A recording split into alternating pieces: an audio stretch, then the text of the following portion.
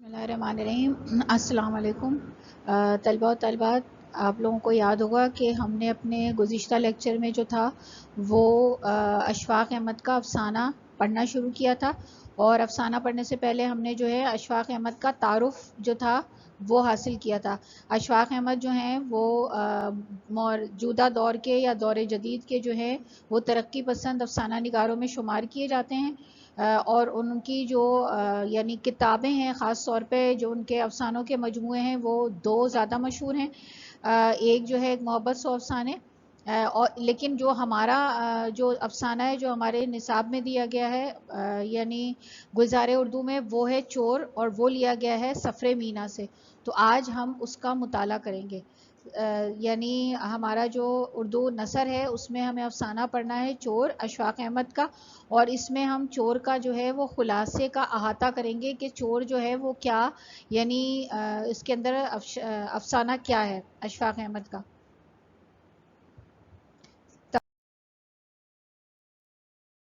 سب سے پہلے ہم دیکھ لیتے ہیں کہ ان کا جو سب سے پہلے جب ہم کسی بھی مصنف کا کوئی افسانہ یا کوئی بھی جو ناول ہوتا ہے، جب ہم اس کا خلاصہ دیتے ہیں تو سب سے پہلے ہم حوالہ مصنف دیتے ہیں۔ تو اس کا حوالہ مصنف یہ ہے کہ اس افسانے کے مصنف جو ہیں وہ اشفاق احمد ہیں، جو دور حاضر کے افسانہ نگار، ڈرامہ نگار اور دانشور ہیں، جنہوں نے معمولی یا عام لوگوں کی زندگی کو موضوع بنایا ہے۔ انہوں نے علامتی افسانوں کے ذریعے بھی معاشرے کی اصلاح کرنے کی کوشش کی ہے۔ یعنی ویسے تو علامتی افسانہ نگاروں میں جو نام آتا ہے سر فہرست وہ انتظار حسین کا آتا ہے، لیکن اس لحاظ سے جو ہے اشفاق احمد بھی بہت زیادہ اہمیت کے حامل ہیں کہ ان کے متعدد افسانے بھی ایسے ہیں جو کہ یعنی علامتی افسانے کہلاتے ہیں۔ تو یہ افسانہ اگرچہ علامتی نہیں، لیکن واضح طور پر جو ہے معاشرے کی جو خرابیاں ہیں ان کی جانب اشارہ کرتا ہے۔ اس کا آج ہم مطالعہ کریں گے۔ ہم نے اس کا سب سے پہلے ہم مرکزی خیال دیکھ لیتے ہیں کہ اشفاق احمد یہ افسانہ جو ہے ایک چور کے گرد گھومتا ہے۔ اشفاق احمد کا یہ افسانہ ظاہر ہے اس کا نام بھی چور ہے اور یہ ایک چور کے گرد گھومتا ہے۔ اس کے ذریعے انہوں نے انسان میں موجود نیکی اور بدی کی طاقتوں سے یعنی آگاہ کیا ہے، اور یہ بتایا ہے کہ کسی موقع پر ضمیر اسے غلطی کا احساس دلاتا ہے، لیکن شیطان جو ہے وہ اس کا ازالہ اس کو کرنے نہیں دیتا۔ یعنی شیطان اور اس کا نفس، یعنی انسان کا جو نفس ہوتا ہے جو ہمارے اندر یعنی خوبیاں اور خامی ہمیں بتاتا ہے، وہ اس کو جو ہے وہ ایسا کرنے نہیں دیتا۔ تو ہم نے مرکزی خیال بھی جان لیا کہ افسانہ چور کا کیا ہے۔ تو اب ہم بغیر دیر کیے جو ہے وہ افسانے کی جانب رخ کرتے ہیں۔ افسانے کا آغاز جو ہے وہ کس طرح سے ہوتا ہے کہ ایک غریب گھرانہ جہاں چور جو ہے چوری کرنے جاتا ہے، وہاں موجود الماری سے 170 کی رقم چراتا ہے۔ ایک الماری ہے، جب وہ کوٹری میں یا کمرے میں، جو چھوٹا سا ایک کمرہ ہے اس میں داخل ہوتا ہے، تو اسے وہاں ایک الماری نظر آتی ہے۔ الماری میں بہت ساری یعنی چیزیں اسے نظر آتی ہیں، چھوٹی موٹی چیزیں، جس میں بال کی پنیں ہیں، بجلی کا بل ہے اور دیگر بھی اشیاء ہوتی ہیں۔ انہی اشیاء کے یعنی درمیان اسے ایک جو ہے وہ یعنی بٹوا نظر آتا ہے، اس کو بٹوا کہہ لیجئے، اور انہوں نے جو ہے اس کا نام جو دیا ہے اشفاق احمد نے، وہ یعنی ایک چھوٹا سا بٹوا نظر آتا ہے۔ اس بٹوے کے اندر ایک لفافہ ہوتا ہے، رجسٹری کا لفافہ ہوتا ہے۔ رجسٹری کا لفافے سے مراد یہ جس سے ہم رجسٹری بھیجتے ہیں، یعنی ایسا لفافہ جس میں خط یا رجسٹری بھیجی جاتی ہے، اور وہ خط کے لفافے سے اس لحاظ سے الگ ہوتا ہے کہ وہ ذرا زیادہ موٹا ہوتا ہے، اس کی دو تہہ ہوتی ہیں، ایک تہہ اوپر سے کاغذ کی ہوتی ہے اور نیچے جو ہے وہ کپڑے کی یعنی دھاگے کی تہہ لگی ہوتی ہے۔ تو اسی طرح کا یہ لفافہ ہوتا ہے، اس کے جو دھاگے ہیں وہ پھٹے ہوئے ہوتے ہیں، اور اس میں سے جو ہے جب وہ اس لفافے کو دیکھتا ہے تو اس میں اس کو جو ہے کچھ پیسے نظر آتے ہیں۔ وہ ان پیسوں کو دیکھتا ہے، اس کے بعد وہ اس رقم کو بغیر گنے ہوئے، اور یہ تازہ جو ہے نوٹ ہوتے ہیں، ان کو وہ اپنے پاس رکھ لیتا ہے، اور وہاں پر موجود جو ہے وہ سرمے دانی سے سرما لگاتا ہے، اور جس طرف سے آیا ہوتا ہے اسی طرف سے وہ باہر نکل جاتا ہے. یعنی اپنا کام بہت ہی آسانی کے ساتھ کرنے کے بعد وہ جس طرف سے آیا ہوتا ہے اسی طرف سے وہ باہر نکل جاتا ہے. جب وہ چوری کر کے باہر نکلتا ہے تو اسے ایک شعلہ بلا کی طرح اپنی جانب آتا محسوس ہوتا ہے. یعنی جب وہ باہر نکلتا ہے چوری کرنے کے بعد جب وہ باہر نکلتا ہے تو اس کو یعنی جو ٹرانسفارمر ہیں ٹرانسفارمر کے اوپر اسے ایک شعلہ جلتا نظر آتا ہے. یعنی وہ جو ٹرانسفارمر کے اوپر یعنی ٹرانسفارمر کا تار جو ہے وہ جلنے لگتا ہے اور ایک دم سے ٹرانسفارمر جو ہے اس میں یعنی پھٹنے کی آواز آتی ہے اور جو علاقے کی بجلی ہوتی ہے وہ چلی جاتی ہے اور یہ شعلہ اس کو ایک بلا کی مانند معلوم ہوتا ہے. تو وہ اس سے ڈر کے بھاگنے لگتا ہے اور جو ہے وہ اس سے وہ پڑھنے لگتا ہے. یعنی سورہ ناس کی جو ہے وہ تلاوت کرتا ہے یا پڑھتا ہے اور اپنے اوپر پھونکتا ہے. اس سے ہمیں یہ بھی پتہ چلا کہ چور جو ہے وہ یعنی یہ بھی جانتا ہے کہ اگر کوئی مصیبت آئے تو انسان کو ایک مسلمان کو کس طرح سے اس سے نکلنا چاہیے. اب سب سے پہلے تو میں طلبہ آپ کو یہ بتا دوں کہ یہ جو شعلہ اسے نظر آ رہا ہے تو حقیقت میں شعلہ لیکن اسے بلا کیوں نظر آ رہا ہے. یہ دراصل اس کا ضمیر ہے. یہاں اس کا ضمیر ابھی تک جو ہے وہ زندہ ہے اور وہ اسے برے کام جو کہ وہ کر چکا ہے اس سے روکنے کی کوشش کر رہا ہے لیکن بہرحال وہ اس سے باز نہیں آتا اور اس کو پتہ نہیں چلتا. آگے دیکھتے ہیں کہ کیا ہوتا ہے. آگے یہ ہوتا ہے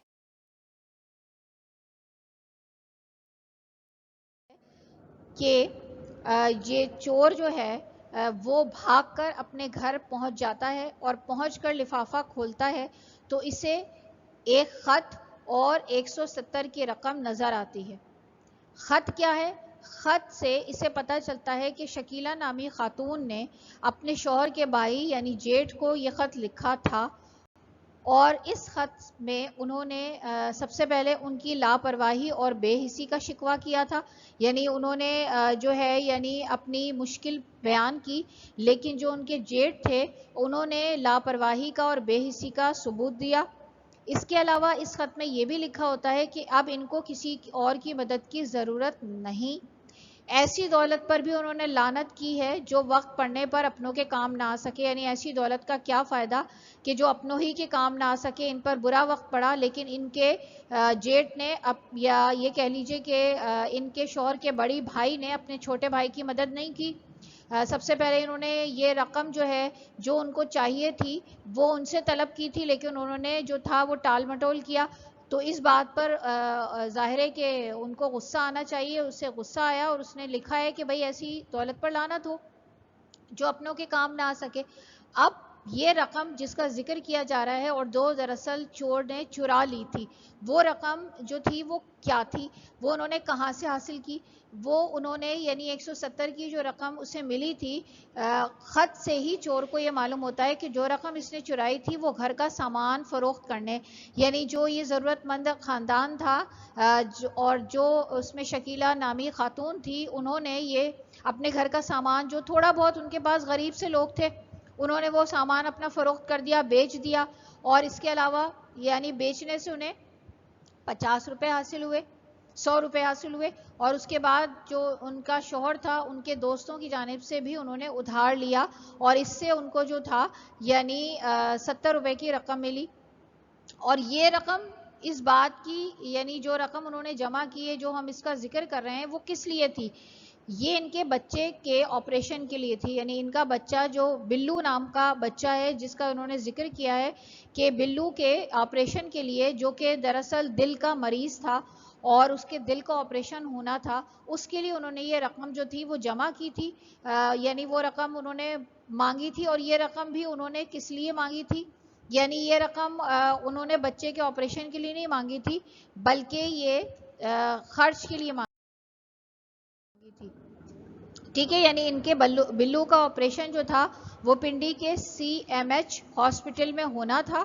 بلا معاوضہ، یعنی یہاں پر جا کر انہوں نے اپنے بچے کو جب دکھایا تو وہاں جو ہسپتال تھا، اسپتال سے لوگوں نے یہ کہا کہ ہم آپ کے بچے کو آپریشن کریں گے، کیونکہ ظاہر ہے کہ یہ غریب سا خاندان تھا، اس لیے جو ہے ان لوگوں نے ان سے ہمدردی کی اور کہا، حالانکہ آپریشن دل کا آپ لوگ جانتے ہی ہیں کہ کوئی بلا معاوضہ سمجھ لیں کہ نہیں ہوتا، آج کے دور میں بھی ہو یا پرانے دور میں بھی ہو، اچھے خاصی رقم خرچ ہوتی ہے اس پر. لیکن انہوں نے جب دیکھا، یعنی انہوں نے ہمدردی کی اور انہوں نے دیکھا کہ یہ غریب سے خاندان ہے اور کسی قسم کی کوئی اتنا زیادہ پیسے نہیں دے سکتے، 2-3 لاکھ روپے، تو انہوں نے ان کو کہا کہ ہم آپ کے بچے کو آپریشن بلا معاوضہ کریں گے. لیکن یہ جس رقم کا ذکر ہو رہا ہے اور جو کہ دراصل رقم چرا لی تھی چور نے، یہ رقم جو تھی وہ سفر خرچ کے لیے تھی، کیونکہ یہ لوگ لاہور میں رہتے تھے اور جو آپریشن کرانے جا رہے تھے وہ پنڈی جا رہے تھے. تو خط پڑھ کر یعنی پنڈی جا رہے تھے، اور ظاہر ہے کہ ان کو وہاں رہنے کے لیے ایک تو یعنی خرچ کے لیے جو ان کو یعنی سفر کے لیے خرچ کے لیے ضرورت پڑتی، یعنی جس سے وہ جاتے بس سے. اس کے علاوہ ظاہر ہے کہ جب یہ آپریشن دل کا ہوتا تو پھر ان کو فوراً بچے کو چھٹی تو نہیں مل جاتی، تو کچھ ان کو عرصہ وہاں پر 15 دن یا مہینہ جس طرح سے بھی اس کی کیفیت ہوتی تو انہیں وہاں رکنا پڑتا ہے اس کے والدین کو. تو ظاہر ہے جب وہ والدین وہاں رکتے تو ان کو کھانے پینے کے لیے ضرورت ہوتی، اسی طرح بچے کے جو ہے اور ضروریات کے لیے. تو اس لیے انہوں نے یہ رقم جو تھی، یعنی یہ رقم آپریشن کے لیے نہیں تھی، کیونکہ آپریشن تو کہیں اس سے زیادہ ہو رہا تھا، یہ رقم اس لیے انہوں نے اپنے پاس جمع کی تھی. یعنی یہ رقم پہلے تو انہوں نے اپنے بھائی سے طلب کی، یعنی جو شکیلہ بیگم کا شوہر تھا، لیکن بعد میں جو تھی وہ رقم انہوں نے خود ہی جو ہے اس کا یعنی انتظام کیا، گھر کا سامان بیچ کر اور دوستوں سے مدد لے کر. اب خط پڑھ کر کیا ہوا؟ خط پڑھ کر چور کو حالات کی سنگینی کا احساس جاگتا ہے. یعنی اب وہ دیکھتا ہے، پڑھتا ہے کہ بھائی یہ تو کام مجھ سے بہت بڑا غلط ہو گیا کہ میں نے ایک ایسے بچے کی یعنی رقم چرا لی جو کہ آپریشن جس کا ہونے والا تھا. تو وہ اسی وقت فیصلہ کرتا ہے، پہلے وہ روتا ہے، اس کے آنسو نکلتے ہیں، اور وہ اسی وقت رات میں ہی فیصلہ کر لیتا ہے کہ وہ یہ رقم جو ہے متاثرہ خاندان کو واپس کر دے گا. اور یہ سوچتے ہی وہ اس کو نیند آ جاتی ہے اور وہ سو جاتا ہے. اگلی صبح جب وہ اٹھتا ہے اور وہ وہاں پہنچتا ہے کہ وہ رقم جو ہے وہ اس خاندان کو دے دے، تو وہاں دیکھتا ہے کہ درخت کے نیچے جو ہے 2 پولیس والے جو ہیں وہ رپورٹ لکھ رہے ہیں اسی چوری کی. اور شکیلہ نامی جو خاتون تھی، اس کا شوہر جو ہے جو کہ پست قد تھا، پست قد کا مطلب چھوٹے قد کا تھا، وہ ان کے پاس ہی کھڑا ہوا ہے اور تفصیلات سے آگاہ کر رہا ہے. تو اس وقت جو ہے ظاہر ہے کہ وہ پولیس کو دے کر بھاگ جاتا ہے، ظاہر ہے یہ تو چور تھا، چور اسی پہ پکڑا جاتا. تو اس وقت اس کا احساس اور ضمیر دونوں زندہ ہوتے ہیں. اس وقت تک اس کا احساس بھی نہیں مرا ہوتا اور ضمیر بھی نہیں مرا ہوتا، لیکن یہ اس وجہ سے وہاں سے بھاگ جاتا ہے کہ ظاہر ہے کہ یہ فوری طور پر جو ہے ان کے ہاتھ پکڑا جاتا. تو چور جو ہے وہاں سے بھاگتا ہے اور فوراً وہ داتا دربار پہنچتا ہے. فاتحہ پڑھ کر اپنے ضمیر کے بوجھ کو کم کرنے کی کوشش کرتا ہے، یعنی فاتحہ پڑھتا ہے اور 2 رکعت جو ہے وہ نفل پڑھتا ہے. کس کے 2 رکعت نفل پڑھتا ہے؟ کفارے کے. ظاہر ہے اس کا ویسے تو کوئی کفارہ نہیں ہے، اس کا کفارہ صرف یہی تھا کہ یہ رقم واپس کر دے، ٹھیک ہے، کیونکہ یہ اللہ تعالیٰ کا معاملہ نہیں ہے، یہ تو ایک بندے کا معاملہ تھا نا جس کے ساتھ اس نے تکلیف جس کو پہنچائی تھی. تو بہرحال یہ وہاں پہنچ کر اپنا کام کرتا ہے اور اس کے بعد جو ہے وہ وہاں سے یعنی فاتحہ پڑھنے کے بعد وہاں سے نکلتا ہے. اس کے پاس کوئی اور کسی قسم کی رقم نہیں ہے. اور وہ کیا کرتا ہے کہ اس دن جو ہے وہ وہاں سے اپنے لیے جو ہے وہ اپنے دوست کے پاس جاتا ہے اور وہاں سے اس سے ادھار پیسے لیتا ہے. ان پیسوں سے وہ 1 روپے کی جو ہے وہ روٹی کھا لیتا ہے. اس کے علاوہ جو رقم بچ جاتی ہے اس کا وہ جوا کھیل لیتا ہے. اب اس کے ضمیر پر بوجھ بڑھتا جا رہا ہے، تکلیف میں مبتلا ہے، اسے کسی طرح سے جو ہے وہ یعنی سکون نہیں آتا. پھر اسی طرح سے ایک دن گزر جاتا ہے، دوسرا دن ہوتا ہے، رات کو کوشش کرتا ہے کہ وہ رات کو جائے اور رات کو جا کر جو ہے اس گھر میں یہ رقم پھینک آئے. لیکن وہاں جا کر جب وہ رات میں بھی جاتا ہے تو اس کی ہمت نہیں پڑتی. پھر وہ یہ فیصلہ کرتا ہے کہ وہ دوسرے دن ندامت کے احساس کے زیر اثر وہ شکیلہ بیگم کے مکان پر جاتا ہے اور اس کے چھوٹے قد شوہر سے مل کر رقم دینے کے بجائے قریشی صاحب کا فرضی مکان نمبر معلوم کر کے چلا جاتا ہے. یعنی اب آپ دیکھیے کہ اس نے کوشش تیسری بار کی, شکیلہ بیگم کے مکان پہ پہنچا, اس کا پس قد یا چھوٹے قد کا شوہر جو ہے وہ باہر نکلا, اس سے ہاتھ ملاتا ہے اور اپنا نام بتاتا ہے اور کہتا ہے کہ یعنی جھوٹ کہہ دیتا ہے کہ میں قریشی صاحب سے ملنے کے لیے آیا ہوں, اور ان کا غلط پتہ جو ہے وہ پوچھتا ہے, اور جب پتہ چلتا ہے کہ یہ وہ مکان نمبر نہیں ہے تو ان سے ہاتھ ملا کر واپس چلا جاتا ہے, اور جو رقم ہوتی ہے وہ اس کے پاس جیب میں موجود ہوتی ہے. رقم پر یہ ہاتھ پھیرتا ضرور ہے لیکن رقم دیتا نہیں. چور کی جو روح ہے وہ بدستور بے چین تھی.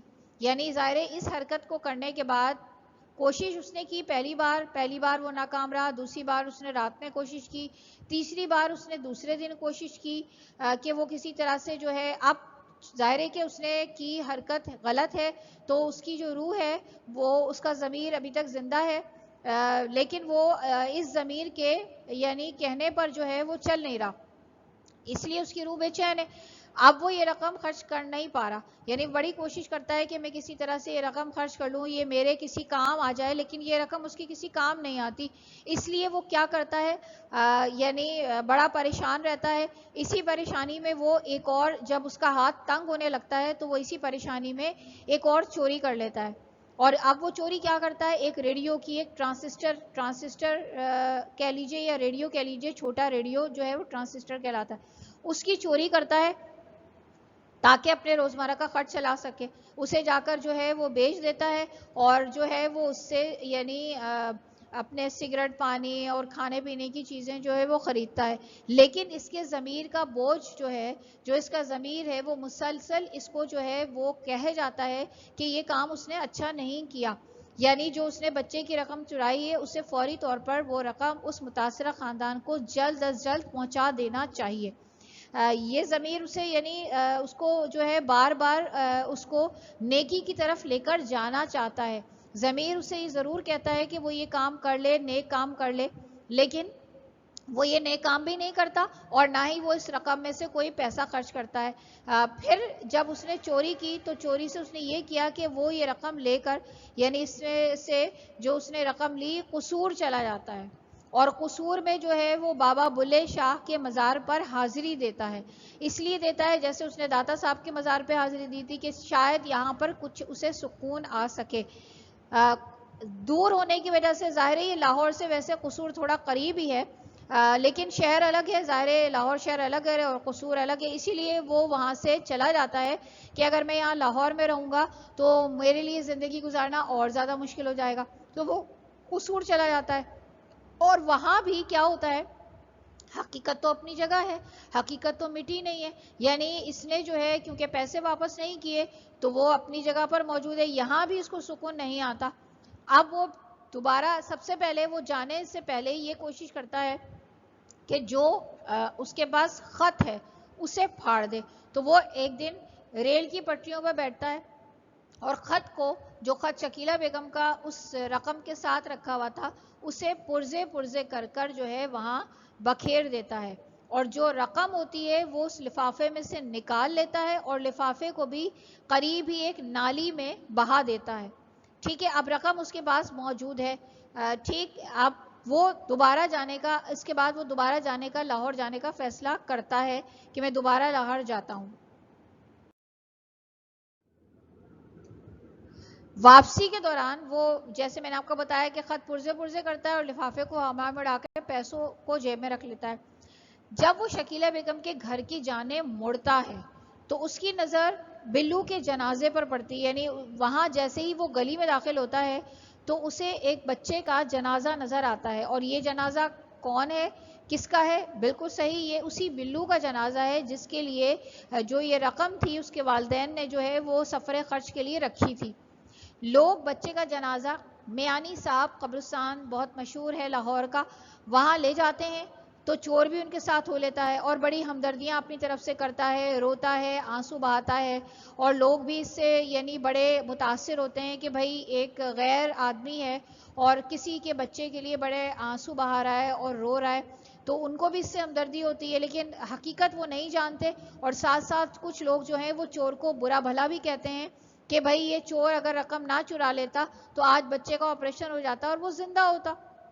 بہرحال اس سب کے بعد وہ جنازے کے ساتھ جو ہے وہ بھی قبرستان چلا جاتا ہے اور لوگ جو ہے جنازے کو دفن کر کے وہاں سے چلے جاتے ہیں, لیکن چور قبرستان میں ہی موجود رہتا ہے.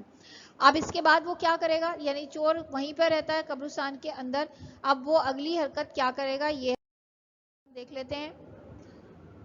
دفن کرنے کے بعد یہ وہیں موجود رہتا ہے, پھر اپنے گناہ کی تلافی کے لیے سکے سے قبر پر یعنی اسی رقم میں سے وہ 12 روپے نکالتا ہے. 12 روپے کا ایک پھولوں کی ٹوکری خریدتا ہے اور جو یعنی 3 روپے ہوتے ہیں اس سے وہ پانی ڈلواتا ہے, یعنی بچے کی قبر کو تر بتر کروا دیتا ہے. سکا جو ہے پانی ڈالنے والا, ٹھیک ہے, سکا کہتے ہیں پانی ڈالنے والے کو, پانی بھرنے والے کو بھی کہتے ہیں. تو اس سے وہ کہتا ہے کہ وہ پانی کو تربتر کر دے, وہ کر دیتا ہے اس کے یعنی مرضی کے مطابق. تو پھر یہ پھولوں کی ٹوکری جو اس نے خریدی ہوتی ہے وہ بچے کی قبر پر ڈالتا ہے, اور باقی کے اب یہ 170 میں سے باقی جو بچ گئے وہ 155 روپے ہیں. اب اس 155 روپے میں سے 10 روپے کا نوٹ جو ہے وہ نکال کر ایک ڈبی جو ہے وہ کیپسٹن کی اور 4 پان خریدتا ہے. یعنی اب آپ یہ دیکھیے کہ اس کو اس بات کی کوئی پرواہ نہیں کہ یہ رقم اس کی اپنی نہیں ہے. اب وہ کیونکہ اس کو پتہ چل گیا کہ ظاہر ہے کہ وہ بچہ تو جو ہے وہ فوت ہو گیا, اب اس کی کوئی ضرورت ہی باقی نہیں رہی, تو اس لیے یہ اس رقم کو اپنے لیے جو ہے وہ حلال سمجھ لیتا ہے. اور اس کے حساب سے جو اس نے یہ نیکی کی, یعنی جو اس نے بچے کی قبر پر پانی ڈلوایا اور اس کی قبر پر جو پھول ڈلوائے, تو اس کا ضمیر اس نیکی سے یعنی ہلکا ہو گیا, یعنی اس نیکی سے جو ہے وہ اس کے ضمیر کا جو بوجھ تھا وہ اس نیکی سے اتر چکا, یعنی اس کا یہ خیال ہے.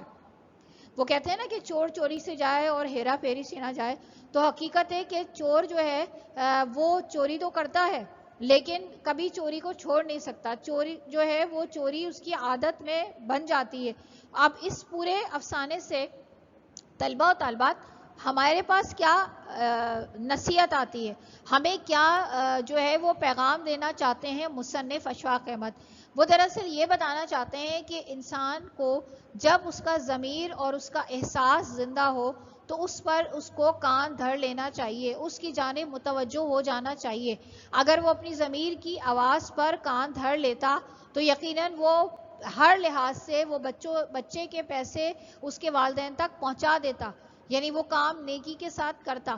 لیکن ظاہر ہے کہ وہ جو تھا خود ہی اندر سے جو تھا وہ صحیح نہیں تھا, اس وجہ سے جو ہے وہ یہ کام نہیں کر سکا.